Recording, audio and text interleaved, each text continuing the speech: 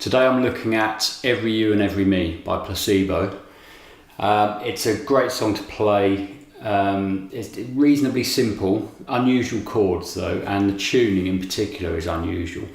The actual tuning that the guitar's in is everything up a half step from what you would normally tune. So normally you'd have E, A, D, G, B, E. Well, it's everything up one note. So that's very unusual. Often people tune down, but you don't often tune up. You could do this by putting a capo on first fret. So that's an alternative way of playing this song, and just shifting everything along one. But I've got my guitar in the same tuning as the record. And if you've got a guitar tuner, if you set it to 4-4-1, now normally it's on 4-4-0, but 4-4-1, the calibration, that will just raise it up a tiny bit, and then you tune everything up one from where it would normally be. Now, if that sounds complicated, I'll just give you the sounds of my strings. I'm in that tuning now, and you can tune to me.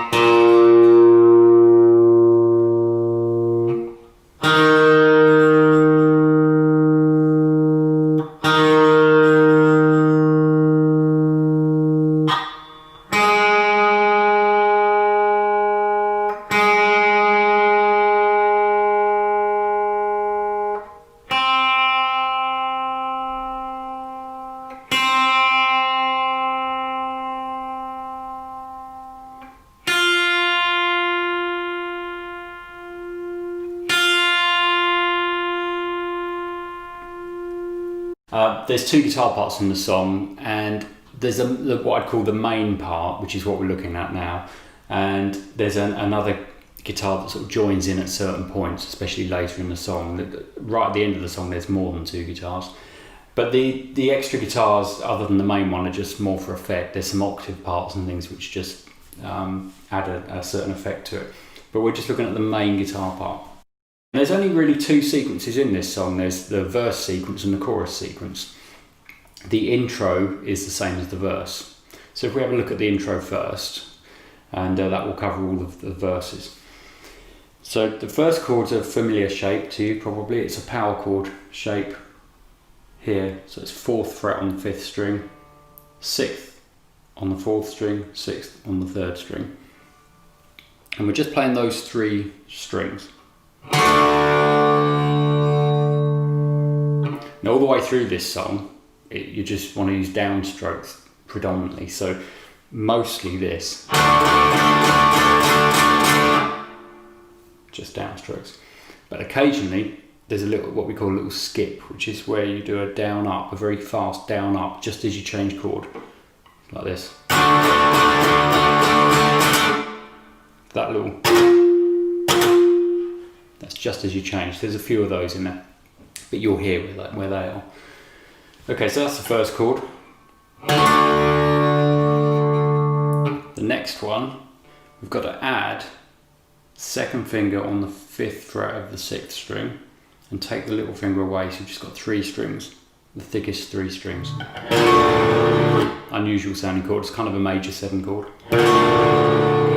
And the next one, we move this shape along 2 frets, but what I'm actually doing is moving those two along 2 frets, but this one only 1, so the shape changes to that. So that first one was a major 7, this one's a dominant 7. Still just those 3 strings. It's the first 3 chords.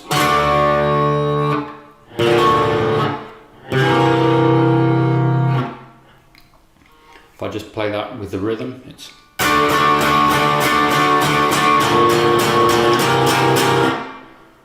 and that's slightly slower than the song. And then we go back to the first one again. And then we change this by covering that string with the same finger here at 4th fret. So your bass note changes from this to that. although that one is still involved in the chord.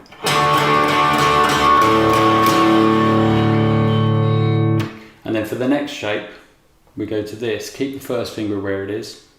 Add the second finger to the 5th fret on the 6th string.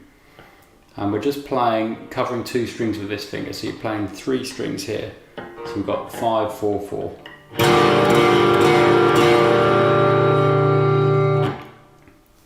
And this sequence we're playing happens twice. The first time, we then do this. Add that finger to there on the 7th fret, 5th string. Keep the others the same. So that was... Now the second time, instead of adding that little finger, what you do is just slide the whole shape you were on before along 2 frets. So the first time we go to this, second time we go to that. So if I just play that slowly from the beginning with both endings.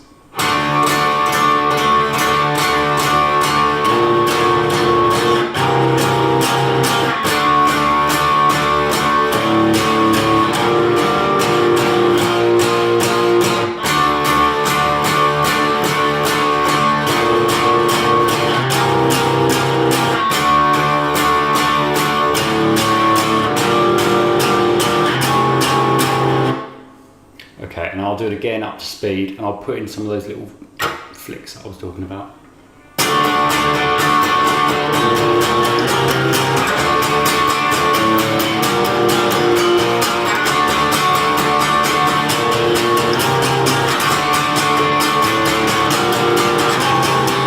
So that was the verse and the intro sequence. Then we've got the chorus chord sequence. Now the chorus, what happens here is we go to this shape, which is 5th on the 6th string. The 5th string is open, but you might find this finger mutes it.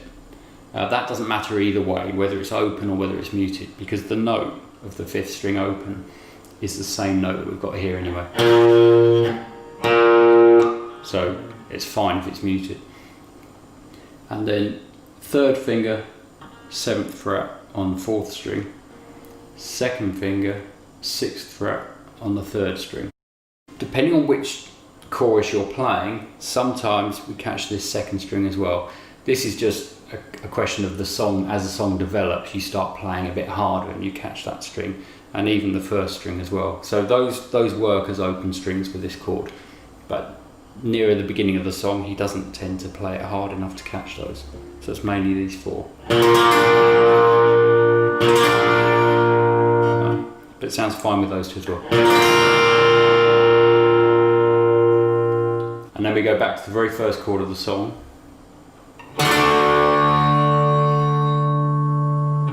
And then back to that previous shape. So my 3rd finger doesn't have to move off of its string for this. So I go from there to there and then back again. And that helps with the change if you leave that finger on. Back to this one again, and then we go to this shape, which is the new shape. You could think of that as the middle part of a minor bar chord like that. Now what's happening here is you've got all of the strings being played. So this one open, which sounds a bit odd on its own out of context, and then these 2 open as well. Really nice chord. And then the next one, we've got this same chord, but we need to add this bass note instead of the open. So there's 2 ways to do this. One is to just add your thumb over. Depending on the neck of your guitar and how long your thumb is, that might be difficult or not. The other way you could do it, which is how I would probably do it on this guitar, is use this finger to just add that bass note. Right, so if I play those chords in the sequence so you can hear it, it's quite slowly again.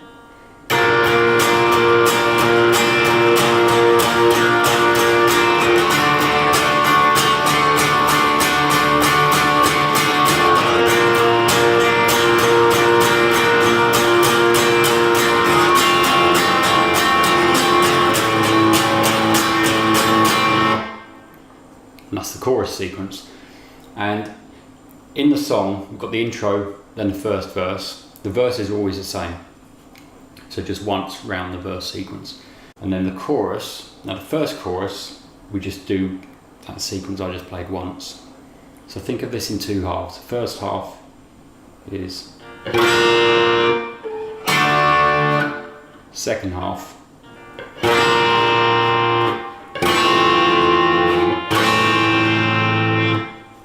now the reason I'm saying that is because the first half is always the same in every chorus. The second half, the number of times you play it changes. So on the first chorus we just play the second half once. So the first chorus would be this.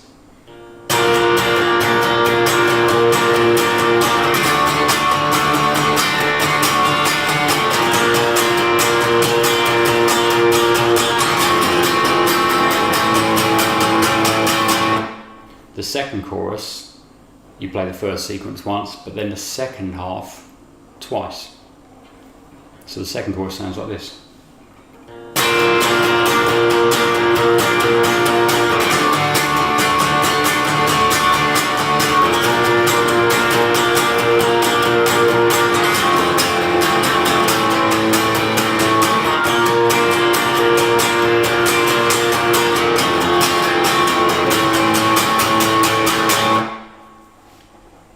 Okay, and then in the third chorus, you play the second half of the chorus 3 times.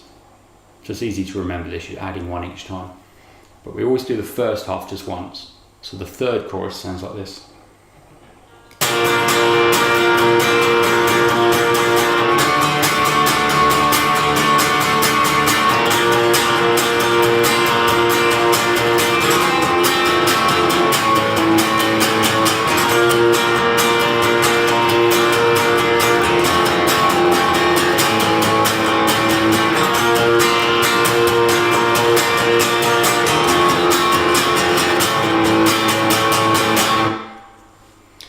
And one other thing happens in that chorus, if you sort of listen carefully, when you're on the first chord of the chorus, this is in the third chorus. I'm just adding this note, which is an 8 on the third string. So you get this. So you can hear that note.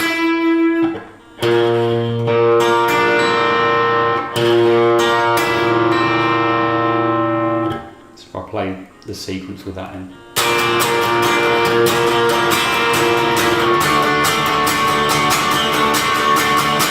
And I don't think it adds it again, it's just there.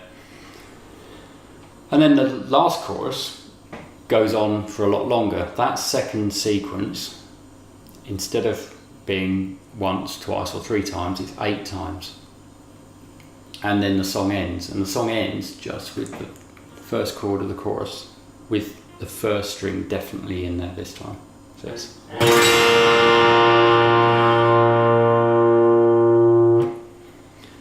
so that's the whole song. So just to recap, you've got the verse sequence, which is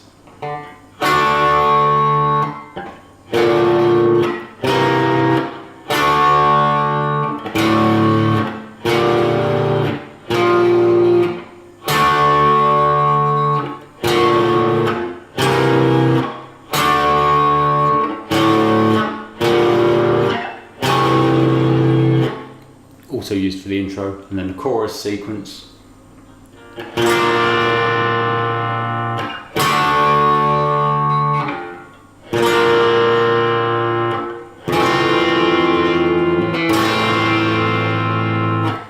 And the number of times you play the second half of the chorus sequence determines which chorus you're on. And then the very end of the song is just that. And all the way through, you're just playing quite hard downstrokes, apart from those little skips, which remember is a down up. Okay, I hope that that all makes sense, and it's a great song to play. And any questions about that, please put them below. And if you have any other ideas for lesson videos you'd like to see, then feel free to let me know. If you like this one, please subscribe. Thanks.